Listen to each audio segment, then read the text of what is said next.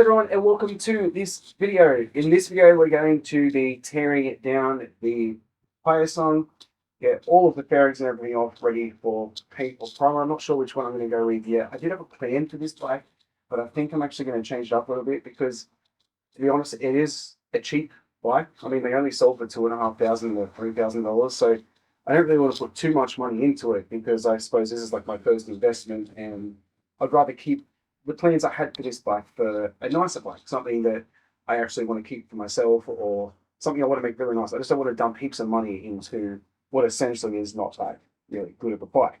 So what I'm thinking is, instead of going with what I originally had, I think I'm going to paint the whole bike black, pink, and then I'm just going to accessorize it with a lot of different things. Just make it look really nice. I have a lot of things already picked out, and I want to try and keep underneath that like $300 budget for the entire build.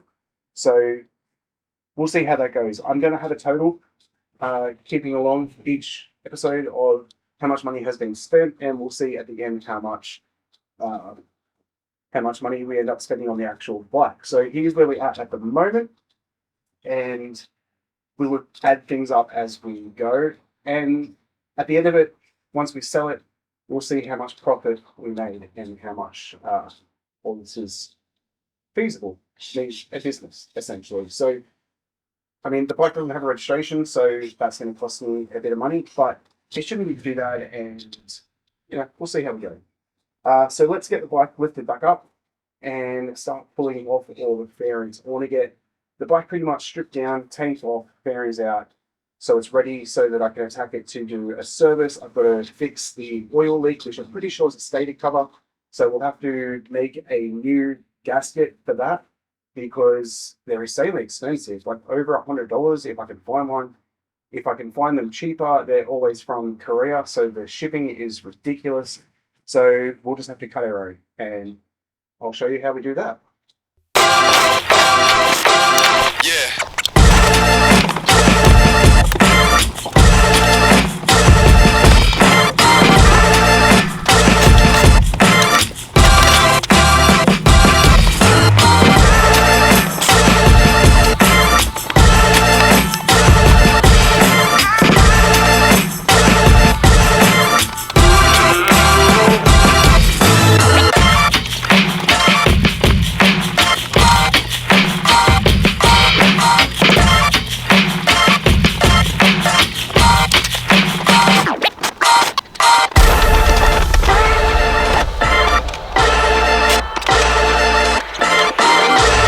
So I've got this one bolt that won't come out with the Allen key. So we're going to use these screw extruders to remove it. So what this has is, I'll get the size.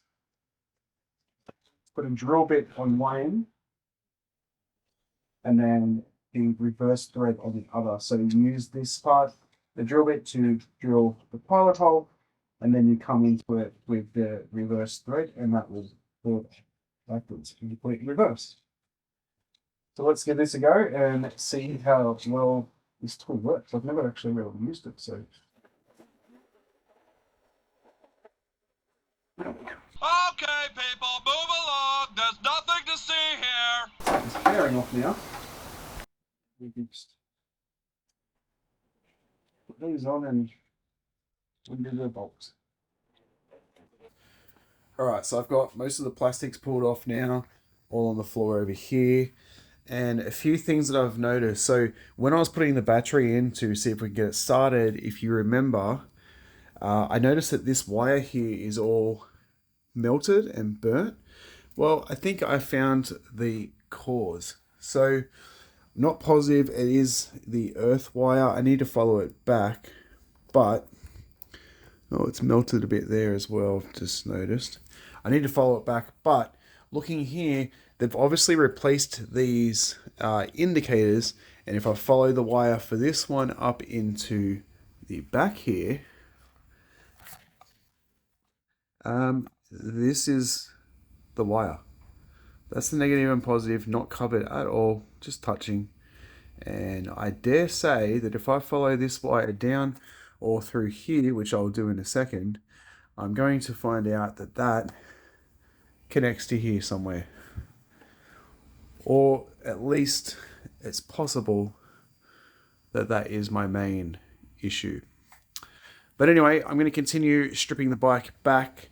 We're going to pull off the rear sets, going to pull off the foot pegs, and everything that needs to get painted black, which is pretty much only the rear sets and the front sets. Anything else that I notice as well. I do want to paint this fork, this bottom triple tree here, but that involves pulling the whole front end off, so I don't know about that yet. I want to I need to pull the front fender off. I need to pull the cover underneath the rear off, pull the number plate bracket and everything off, and then is there much on the other side? No, it looks like just the rear set, front set. That's about it for the moment. So let me just go along and do all that, and then we'll come and talk about what our next plan is. Probably end up taking off the fuel tank as well.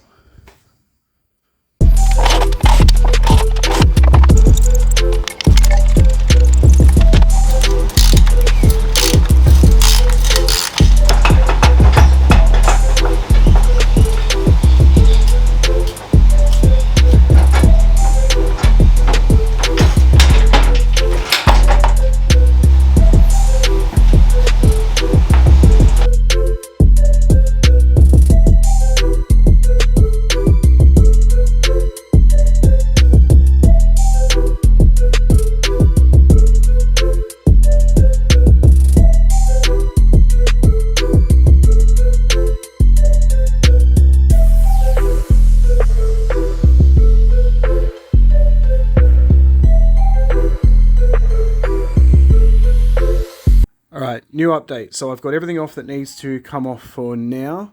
I've got the rear sets off, front sets are off on both sides. I've just got them laying down here.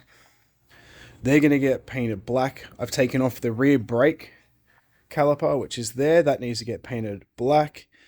And I've also taken off the rear brake fluid reservoir, which is going to get replaced. And then on the front, I've taken off the front fender. And next to come off is the headlight, which is going to go through a customization as well. And I also want to pull off the dash up here because I want to have a look into customizing that one as well. So that's about it that needs to come off for now. I mean, I do want to paint the bottom triple tree, but I don't know if I will. It is a lot of work to pull that off just to paint that. But we'll see how we go, because the front calipers have to come off and get painted as well. But I'm going to leave them on for now so that I can move the black around if I need to and have brakes. And I'll take them off and paint them when I'm ready to paint them, so I can get them painted, put back on before I need to move the bike again. The grips are getting replaced, levers are getting replaced, top brake fluid reservoir is also getting replaced, and that's about it. I would like to get the bike off the lift and give it a clean, which I might end up doing once I get the headlight and stuff off, because I don't want to spray them with water. I know they can get wet, but it'll just be easier just to get them off first. And then the last piece of plastic that needs to come off is this one here. So if we just unclip that, bring it around, and slide that out, and that's it. So the key's off now for the rear seat. This piece of plastic I was going to take off. I don't know if I will end up taking it off. I might not. I'm not sure yet. It's only a couple of screws off side. I want to take it off, and the only reason I'll take it off really is to give it a good clean. So I don't know. I'll see if I can clean it on the bike. If not, then it'll come off. I also got the number plate bracket off, and I just cut the wires because I'm going to be replacing all that anyway with LED blinkers and all that sort of stuff. So I just cut them because I didn't want to have to try and run the wires through. I'm going to run new wiring later anyway, and at least then I can sort of keep track of what wires are what for the blinkers and the license plate light and all that sort of stuff. So that's where we are now. I'm going to attack the front end, and then I might end up wheeling the bike out and giving it a good clean.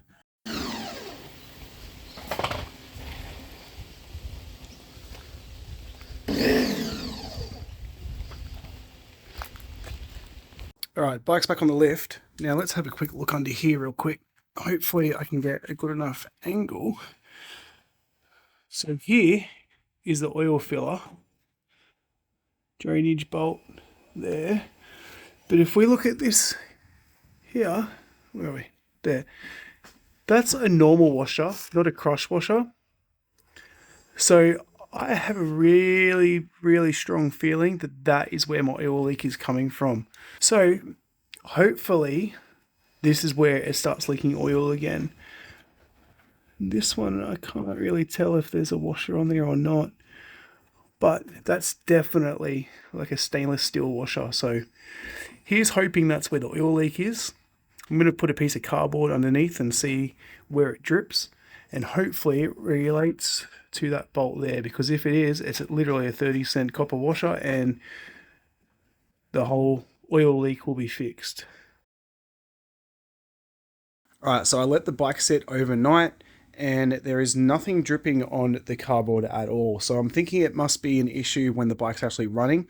So I'm going to quickly chuck the exhaust back on because I don't want to start the bike with the exhaust off.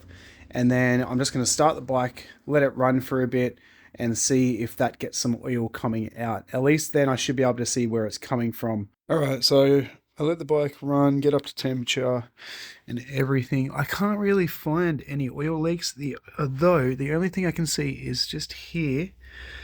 I don't know how well you can pick that up. I wiped that clean and a bit of oil's come back. So I'm wondering if it's leaking from this here, which it looks like it could be. So if that is the case, I'm assuming that has a seal or something. So I'll have to do some research and find out, because I'm not 100% positive on that.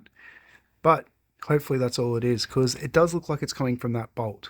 So if that is the case, it's not really going to stop me from doing what I had planned next, which is to take the wheels off, front brakes, and all that sort of stuff. So I'm going to chuck some jack stands underneath, or some scissor jacks underneath the bike, lift it up, get the wheels off, take the chain off, because the chain needs a really good clean. And that's pretty much as far as I'm going to go with pulling things off for now. I mean, the handlebars and stuff are going to get replaced. Not the handlebars, the grips and stuff are going to get replaced. But the wheels are pretty much the last thing to come off. I'm not taking the engine out or anything like that. I am going to do a full service eventually, but I want to pull the wheels off because they need a really good clean and to get touched up with paint. And the front brakes need to come off so that I can paint those as well. I've been in the dark trying to figure this out. No lights, no sound. I've been making friends with the feeling of doubt. But I still try to hold this high. It always leaves me trying to question why. Say take it day by day, but it's hard when there's no sunlight. Try to make sense if there's nothing wrong, something just not right.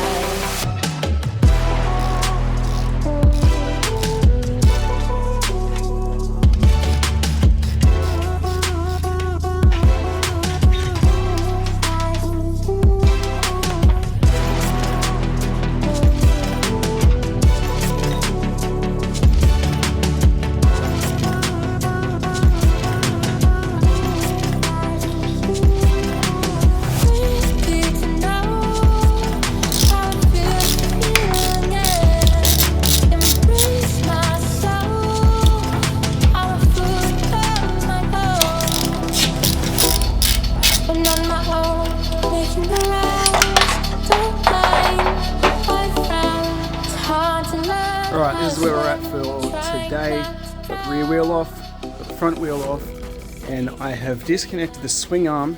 I'm not actually pulling it out, because to pull it out I've got to remove the shock and the rear exhaust. The rear exhaust is going to come off anyway because I'm going to paint it, but I don't want to have to take the shock and everything out, and I don't need to take the swing arm off. The only reason why I have taken out the swing arm bolt and everything and have it hanging there was to get the chain out. I can move it just enough to get a gap over there to get the chain out, so I can soak that in some kerosene and clean it up, and then we'll chuck all that back together. The rear exhaust still needs to come off, and then I'm pretty positive that's the last thing I need to remove other than the gas tank. Once the gas tank comes off, we'll go through and do a general maintenance. I need to do a service, check the carburetor, everything, make sure everything is running fine, is looking fine, should I say, looking okay. The only other thing that I want to keep an eye out for is if the oil starts to leak again. Alright, so I've noticed a couple of things. The bike's been sitting for a couple of days now, and a quick update with the oil leak. So let's camera around. If we have a look in here, hopefully you can see what I'm trying to talk about. But there is definitely oil leaking from this here, which is the neutral position sensor. So essentially when the bike's in neutral, this is what tells the bike that it's in neutral. And then there's also oil leaking I've noticed from this, from the oil drain plug assembly, essentially. Now, after doing a little bit of research, I've been going through the workshop manual, trying to work out what exactly is behind there. And if we come over to the workshop manual, if you have a look, this is the oil drain plug that I'm talking about.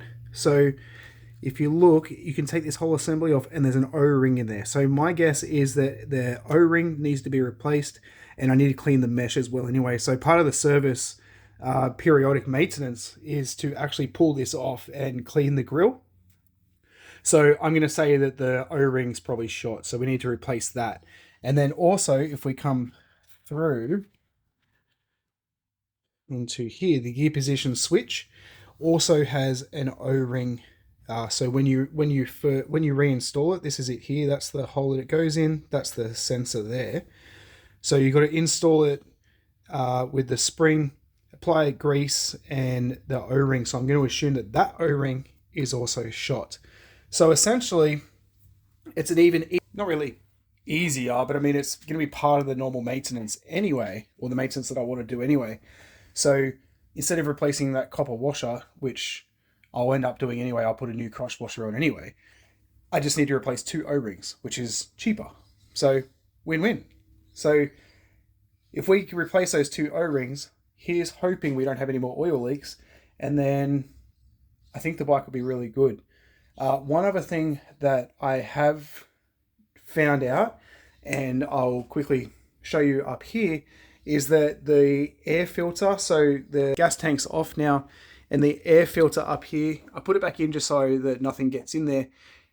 When you take the cover off, it's meant to have the air filter attached to it. The air filter is sitting down in the box here, just rattling around and not attached anymore. So that was going to get replaced anyway, but I have a feeling that because of that, it's not getting the air correctly. Like the air filter is not sitting in the right position, and it's like sort of blocking the intake down here into the engine. And I wonder if that's why the engine was running just that little bit rough. Like it wasn't much, but it was enough to just be like, it's not perfect. There was something going on, and I wonder if that's what the issue was. So hopefully Ripper will end up fixing the issue, the rough running issue as well. I did take the rear exhaust, which was normally back here. That was a bit of a pain to get out without taking the swing arm off completely, which I might end up doing anyway because it does need a repaint, but we'll see how we go with that. All right, so I'm going to cut this episode here. Thank you for watching. If you did enjoy the video, be sure to hit that like and subscribe button, and also make sure you do subscribe so that you can follow the rest of this build. I am slowly but surely I'm actually getting through the bike a bit quicker than I thought I would. But in saying that, I'm coming to the part where I'm going to be waiting on parts and paint.